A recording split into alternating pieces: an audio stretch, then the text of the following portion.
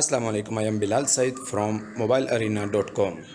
आज के इस वीडियो में आप जानेंगे कि आप किस तरह से अपनी एक शॉर्ट वीडियो बना सकते हैं किसी भी प्लेटफॉर्म के लिए अर्तुगरुल गाज़ी के स्टाइल में। सबसे पहले आपने आ जाना है अपने इंस्टाग्राम में, आपने इसको ओपन करना है और आपने यहाँ पर सर्च के मेन्यू में आना है और यहाँ पर आपने सर्च करना है TRT अर्तुगरुल PTV। आपके सामने ये आ जाएगा, इस पर आपने क्लिक करना है और यहाँ पर आपने आ जाना है इस वाले आइकॉन के ऊपर और यहाँ पर आपने इस पे क्लिक करना है। यहाँ पर आपने क्लिक करना है ट्राई इट पे।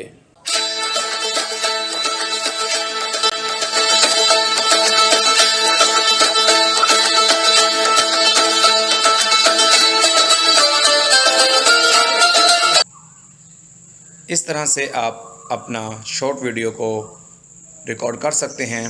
आपने अपने मोबाइल में स्क्रीन रिकॉर्डिंग को ऑन रखना है। जब आपका ये काम हो जाएगा तो आपने स्क्रीन रिकॉर्डिंग को यहाँ से ऑफ कर